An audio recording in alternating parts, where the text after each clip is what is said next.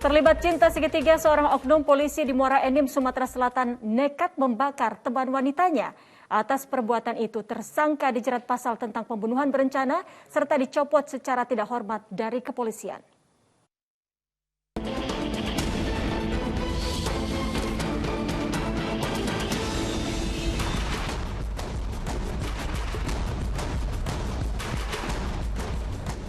Rumah kontrakan di kawasan Muara Enim, Sumatera Selatan ini jadi saksi bisu peristiwa pembakaran yang menimpa seorang wanita muda.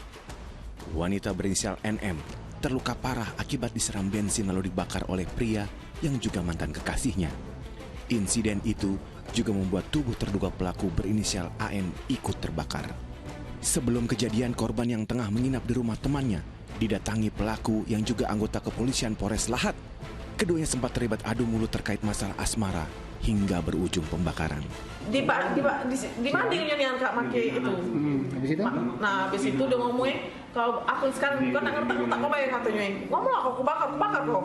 Di kinian kak dari korek itu sampai ke lantai itu kan namanya nyamber. Pasca kejadian, korban dan pelaku menjalani perawatan intensif di RSUD Dr. Rabain Muara Enim.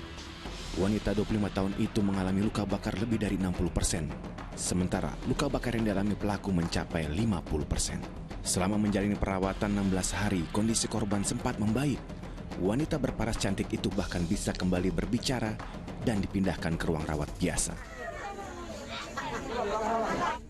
Namun, kondisinya kembali memburuk. Korban pun meninggal dunia akibat luka bakar 80%. Kematian korban menyisakan duka mendalam bagi keluarga.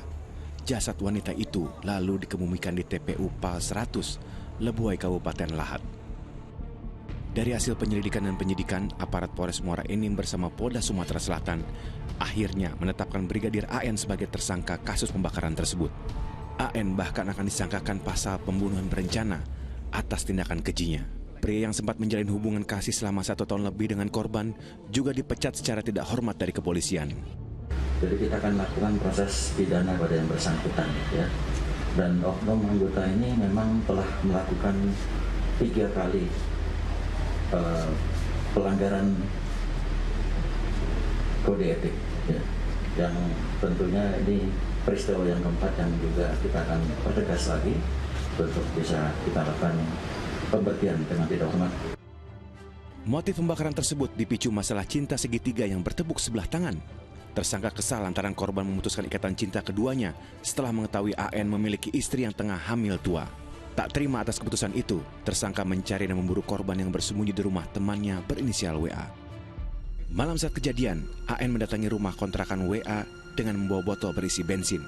Untuk memancing korban dan saksi keluar, tersangka mematikan saklar listrik rumah tersebut. Korban dan tersangka sempat cekcok di depan rumah saksi. Tersangka yang kadung terbakar emosi langsung menyiramkan bensin ke seluruh tubuh korban, lalu membakarnya. Tersangka akan menjalani persidangan umum dan terancam penjara seumur hidup, bahkan hukuman mati bila terbukti melakukan pidana. Tim Liputan melaporkan.